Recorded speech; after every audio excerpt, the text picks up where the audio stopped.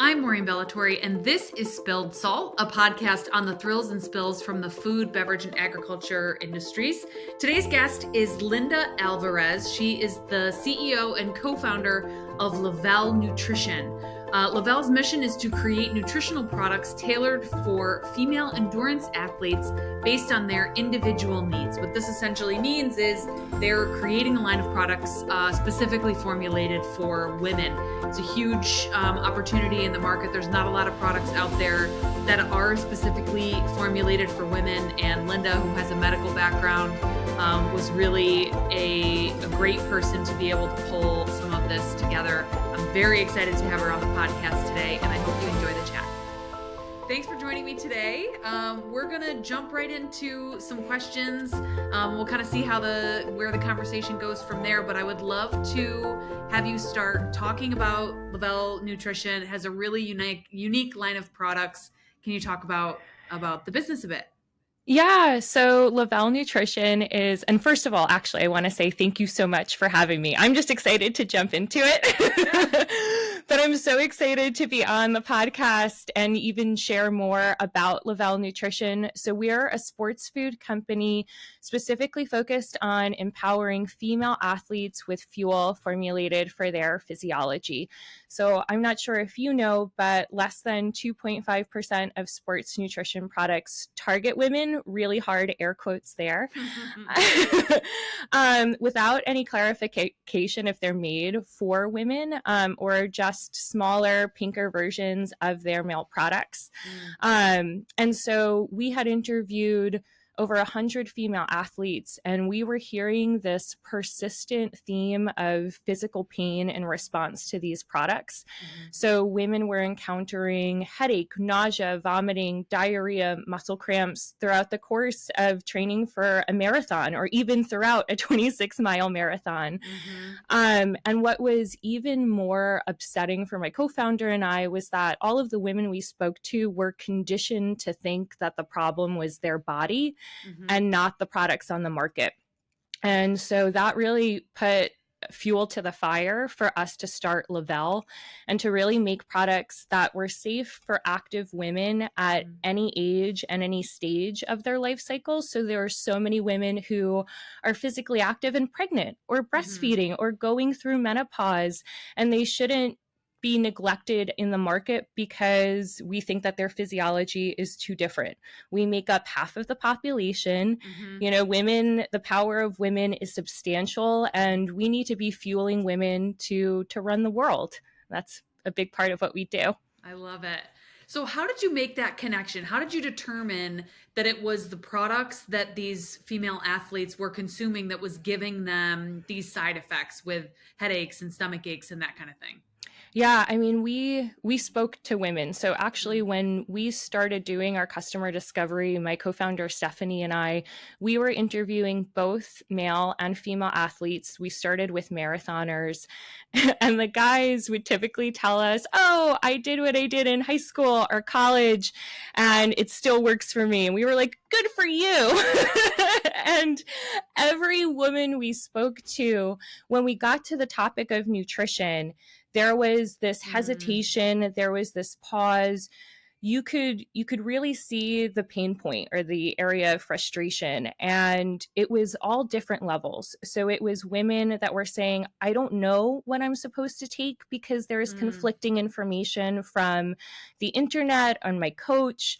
You know, there were women who tried products and then were like, I had to run off into the woods or find a bathroom, you know. Actually, I've heard those stories too. I'm not a marathoner, but I've heard stories from friends of mine who run with exactly that the urge was intense. Immediate. It's an immediate, you know, a pants on fire problem, is my co-founder and I call it. And you know, it was just part of the course for all of these women. Like, they were like, oh yeah, well, I felt sick after trying this one product, so I bought another box of another product to see if it worked. And it was this cycle of going through boxes upon boxes of product that we were like, maybe there's an issue with the products. And we took a deeper dive into the market. And that's where we found the 2.5 statistic. I'm a physician. And so I was like, the medical community totally has research on this. And that was a cute idea. Because they don't, right? Right. No, so currently women or female athletes make up 3% of the participants in sports performance studies and around 36% of participants in sports medicine studies. So it's very limited. And there's very limited research as well in terms of how women's changing hormonal status affects our metabolism. And so, it was kind of this culmination of, one, we knew that there weren't food products out there for women that weren't making women sick. Two, we knew that there was this gap in the research as well, that we were like, why don't we push forward with this? Why don't we not only make products that are super delicious and safe and healthy for women, but why don't we try to push and expand the breadth of research that's available? So we're actually now as a company working to get federal research funding in order to study women's nutrition more. Yeah. So that way we're not just only making products that are scientifically backed, but we can also basically teach the market of, hey, this is what women need. Let's put it in our products. Right. And grow the category, right? So not just helping your customers see the value in your products, but also to grow the category as a whole. More is more in this sense. Yeah. I mean, women make up the largest buyers of nutritional supplement companies in the US.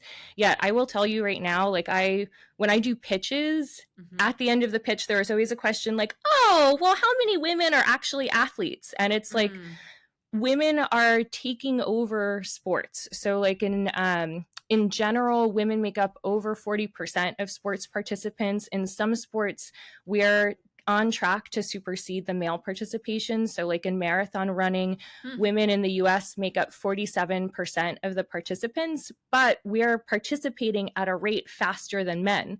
So that means that in the future, if that trend continues, there will be more female marathoners than male. Right. And we need to make sure that they're fueling properly. Yeah, right. So this didn't come from nowhere, right? And you mentioned that you have a medical background. That's a big transition to go from a medical doctor to a founder of a CPG line of products. Talk about that a little bit. Why did you want to make that transition, and what led you to deciding that this was the next step for you? Yeah, that's a great question. And definitely my career path is not linear. I talk to a lot of students actually, and I tell them, I was like, if you were to tell me at 20 or 21 that this is what I was doing, I probably would have laughed, spit my coffee out, had a really good gag over it.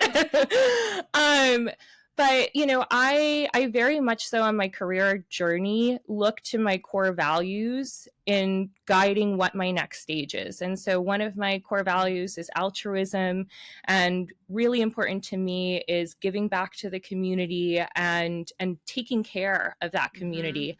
And the way that the Western medical system is, there isn't this concept of a family doctor anymore with a private practice taking care of the community. It's not what there is. And I was pretty tired of the machine that was our medical system. And so I was getting my MBA, and that's where my co-founder and I met.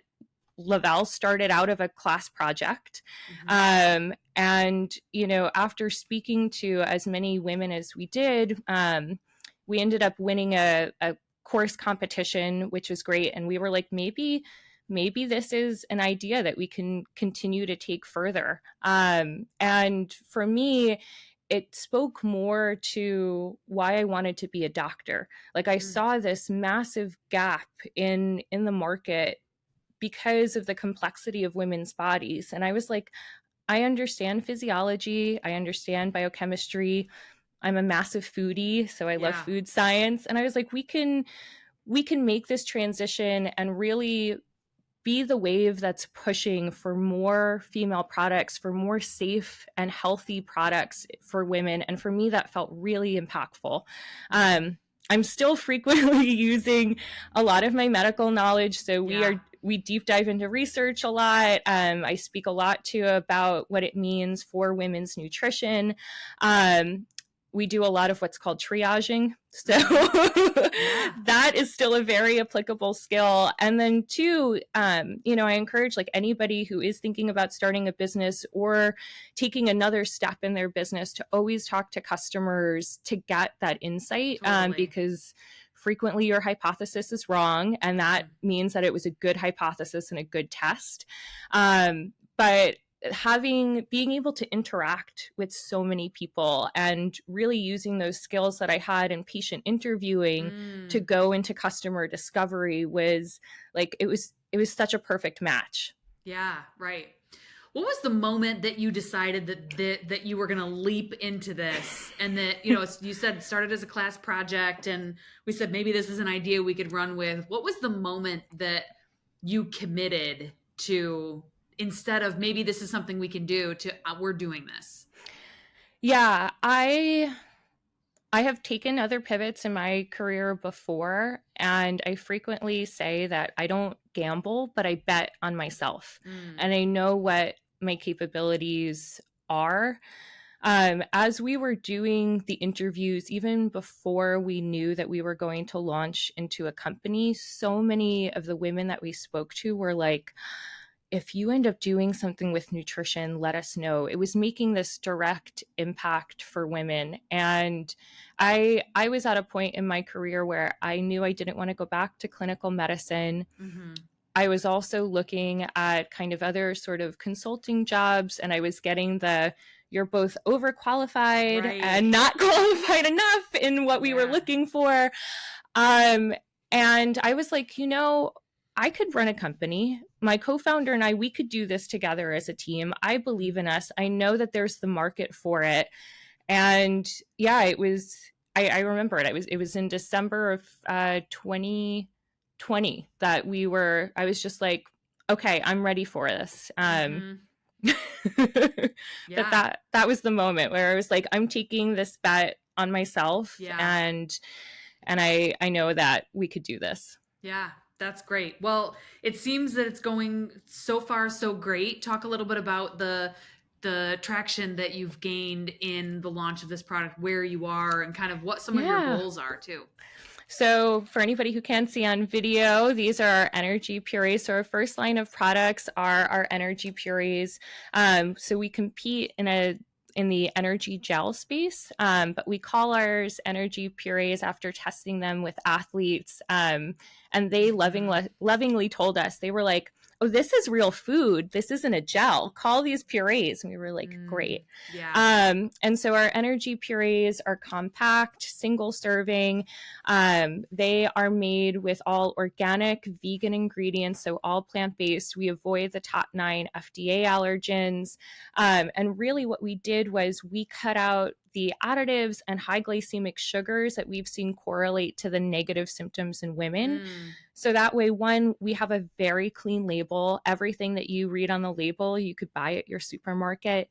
And that for us, that was that was the big point for women and for traction, that like our customers, the fact that it was real and it was convenient, and there wasn't any sort of additives, that women knew exactly what was in the product and felt confident. And something that's like really amazing for us is we do quite a few run shows and run expos and community events, and we always have product, and we'll have women, with babies and toddlers who are taking a bite and they're like, oh, this is great. And, baby gets a sip of it. The kids do too. And really, we say that this is strong enough to power you during a run, but gentle enough that you can have it as a midday snack. So the traction has been incredible. I think outside of just the product itself, women celebrate a company that celebrates women. And so true. We've been seeing support. It's amazing. And we've been seeing support from outside of just athletes. I think something that really sets us apart from our competition is that since we're real food, our products are actually each equal to at least one serving of fruit, and they're shelf stable. Women love putting it in their bag, knowing that it's there. And on days when they're running around, they're like, I have a snack that I know I can feel confident about. And so we saw this transition as well, that not only within the sport and high endurance activity community, but also women on the go. I mean, I like to think all active women are athletes with everything. I love the story you tell too about the mom walking up, the flight of stairs carrying the groceries and the baby and, Right. Yeah. I mean, to that point, Maureen, like I grew up in New York City, so I was used to seeing a mom walking at least 10 blocks, taking the subway with a baby carriage and the cart of groceries and going up the subway stairs, and then probably having to go up like a walk up, and it was just, that woman is an athlete to me. But we're really conditioned, to not feel as though we can assert that status.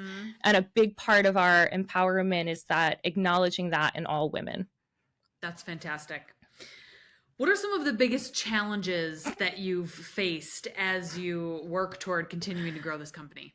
Yeah, I started to like giggle as you were like challenges. I was like, Start, right? Yeah. There's many when you're first starting. It's just kind of a fact of a startup. It is. And at every stage of growth, you will have a new big challenge. Right. And if you aren't experiencing that new big challenge, you're not accelerating your growth. Yes, exactly. Right. So like, for example, like for us starting out, I think one of the biggest challenges was just how little research there was. And so I actually had to pull from I have a background in nutrition and medicinal plants outside of my MD. And so I was really pulling from that, as well as what existing research we had to make the first line of products. In terms of what needed to go in there for it to be nutrient rich and of value as a food? For nutrient rich, but also actually what we shouldn't have included within the product. Okay. Because a big part of what we were finding was that it was actually what was added into products rather than kind of meeting those nutrient needs. And, a big part too of really where the issue is for women is the amount of high glycemic sugars that are in products. So for example, to get kind of like nerdy, because I do love it, men really rely on metabolizing carbohydrates as their main source of energy. That doesn't change throughout the month. That's their main focus. Whereas women, depending on what stage of your cycle you're on, you go from metabolizing carbohydrates to fats and proteins.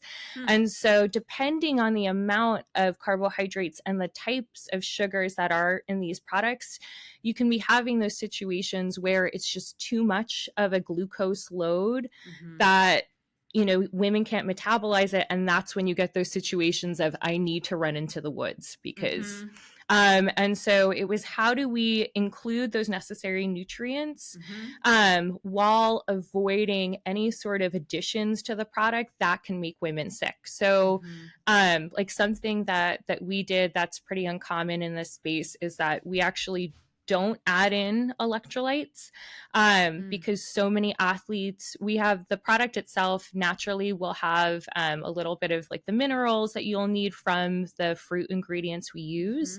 But we found in our research that actually can lead to more bowel trouble and dysfunction.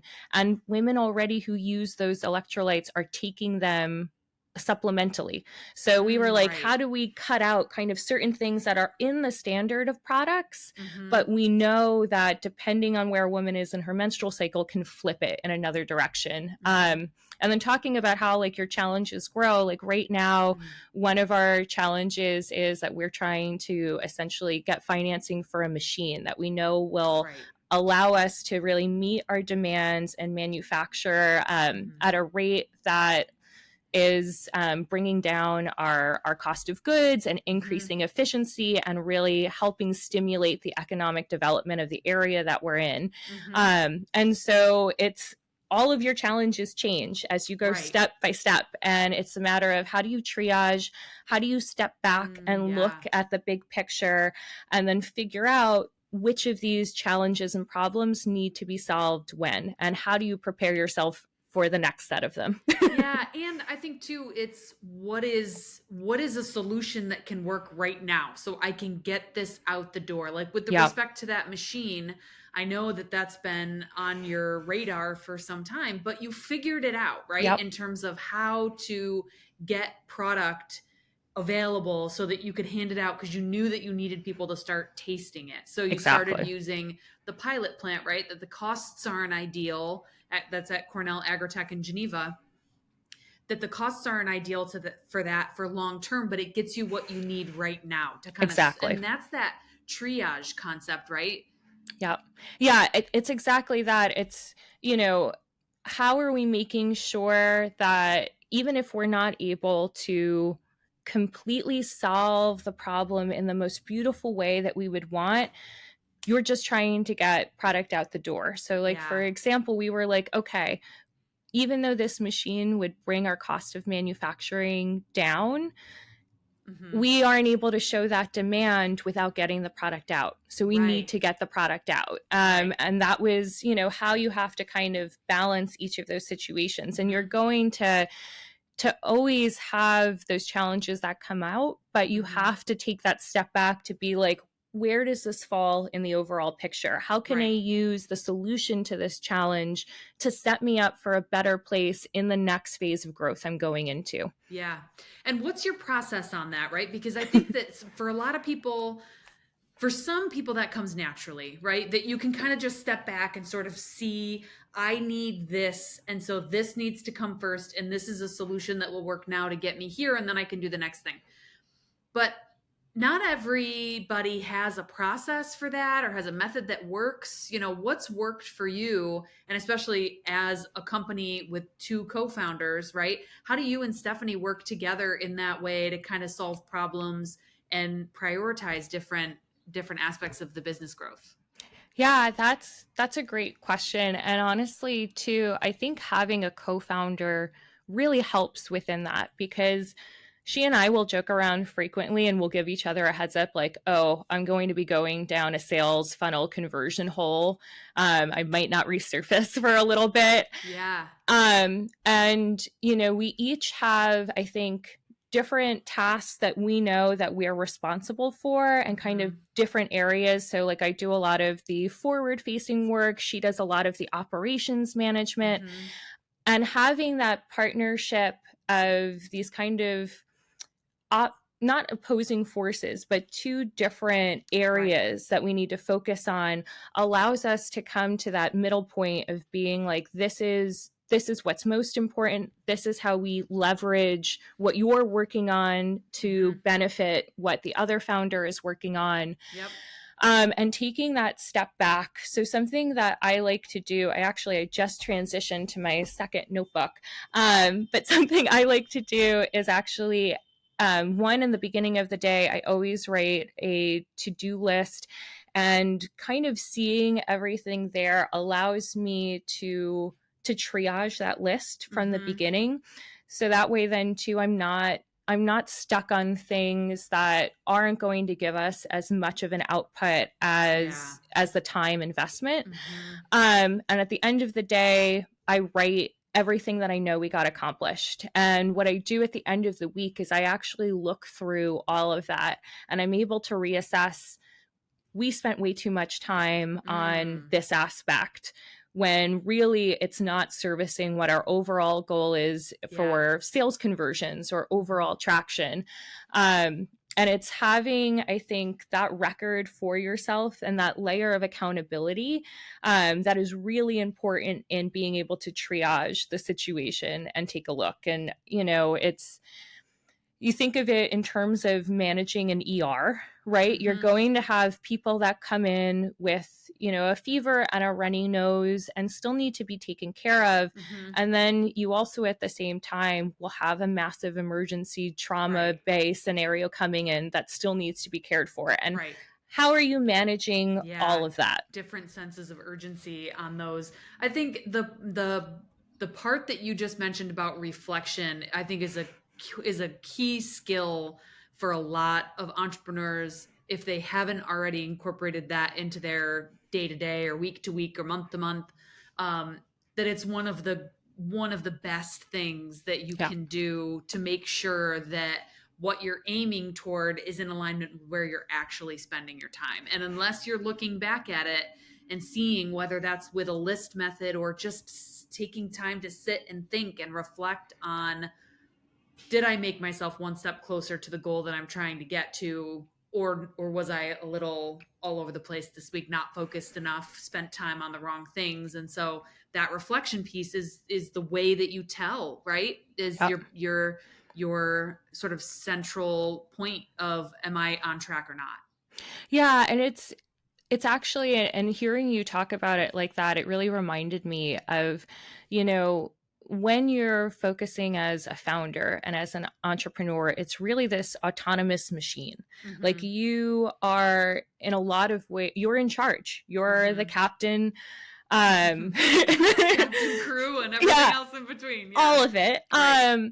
And yes, you have a responsibility to your customers and you have a responsibility to your investors. But at the end of the day, it's not like you have somebody in an office next to you overseeing all of your, all of your markers, that your KPIs. Right. And you have to find a way to be accountable for that. And if you're a solo founder, whether it's your partner or your mom, even that you're texting to be like, hey, I wanted to go through this with you. Or even I was reading, I'm forgetting what, I think it might have been Hugh Jackman actually, but he has this process of when he wakes up in the morning, he writes his to-do list and then he messages it to somebody. And then at the end of the day, like he has that same person message him. They're like, did you get it done? And so having that network of support is super important because it's hard. And you really are the person that is, especially as you're going to be hiring on, you set the example. Right. And so make a schedule for yourself. Like I love my 8 to 6 schedule. Like I know what it is. But do that for yourself, schedule different things out. Like even if it's not a meeting, but like I now have been scheduling in, like, this is time that I'm working on our email campaigns. This is time that I'm working on all my time like that too. Because if not, it's really easy to get distracted. And as a founder, everybody wants a little bit of your time. Right. Where do you find that network of people?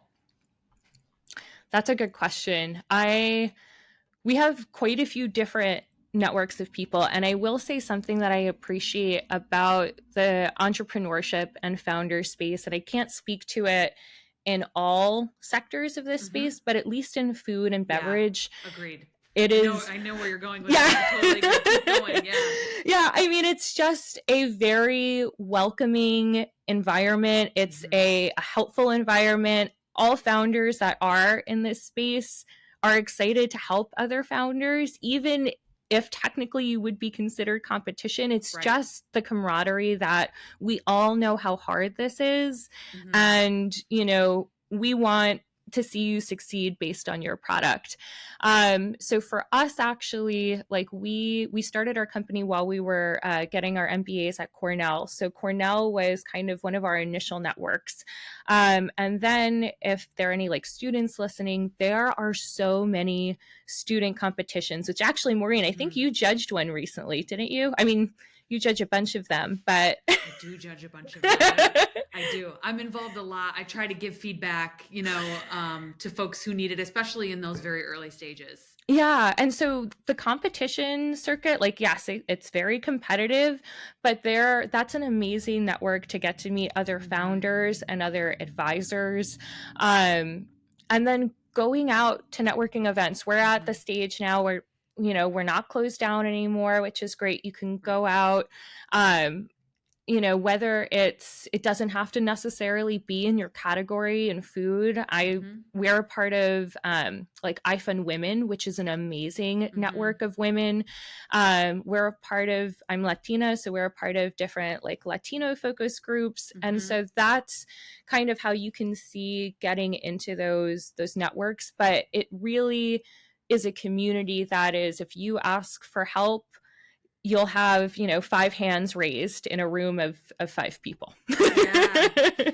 Yeah. And so I think it kind of comes down to like both two things that are sort of different sides of the same coin: show up and ask, right? Yeah. So some people get a little intimidated at a networking event where you might not know anybody. Sometimes it can be daunting, right? To walk in the room, you don't know a soul. Bring a buddy. Yeah, reach out to somebody. Hey, I think this would be beneficial for both of us. Could we both go, and kind of help hold each other accountable for working the room, and maybe, have some sort of like secret eye contact of like, I need help, if you need like a touch base, or even the ask for help aspect of it, right? LinkedIn, I think is an incredible resource for food, bev, and ag entrepreneurs to all have access to each other. And the amount of information that flies around just in various posts from people on that platform is pretty remarkable.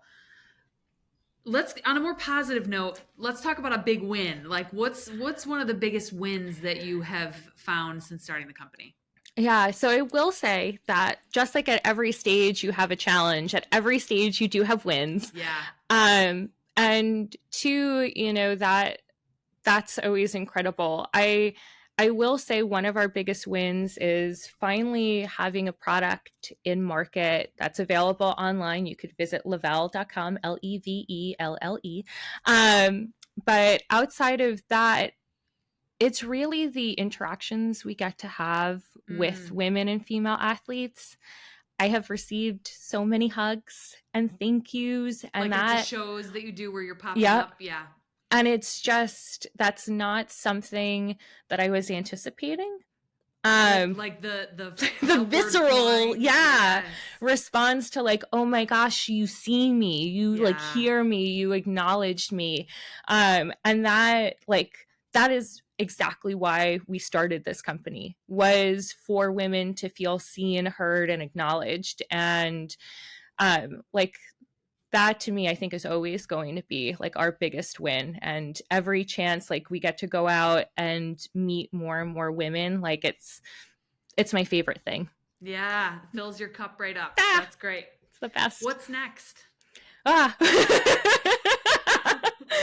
Taking over the world. I mean, love it. That's the short and long-term goal. Like, exactly. What's on your priority list for this week, and then and maybe in the more abstract sense too of what's next in terms of what's your next big milestone? You mentioned the filler machine. Is that kind of the next big thing? That's really our next goal, because that's going to be streamlining our commercialization, and it's really to going out as much as we can to have women try our products, know about us, know about our products. So actually our next event, we're going to be at the Women's Freihofers 5K run, which is in Albany, New York, June 1st, 2nd, and 3rd. So we'll be there. Please come and say hi. We also, too, are going to be at the Summer Fancy Food Show this year, which is crazy and so exciting. But it's about us getting out to more and more races and meeting more and more women. We're really taking a regional approach to our sales. So that's the Northeast is our main focus for the next few months, and really until we can get that machine purchased, to having our sales really extend out past that. But it's a super exciting time, and I'm working on, we have 2 other flavors that we're working on to hopefully release later this year. We're working on a research proposal as well for federal funding to expand the breadth of research on women. So there's a lot of moving parts, but it's actually something that I really can suggest to co-founders or founders in general is, one, be cognizant of your time and utilize your time, triage your time. But, try to be as involved in kind of as many different aspects as possible. So like, as you know, we've had, we feel very honored to have been recognized for quite a few different awards. And that's something too that like we felt self-conscious about, like as a company, like, oh, we're so new. Is this going to work out for us? But like to any founders out there, apply for them, apply for those competitions, apply for the different grants, have kind of multiple lanes moving at once. So that way you're constantly moving and getting the work out. Right. That's great advice. That's excellent advice. Anything else that you want to share with the audience? Our listeners are primarily going to be folks in food, bev, ag, entrepreneurs, business owners. Any other kind of tips or advice to share with them before I let you go?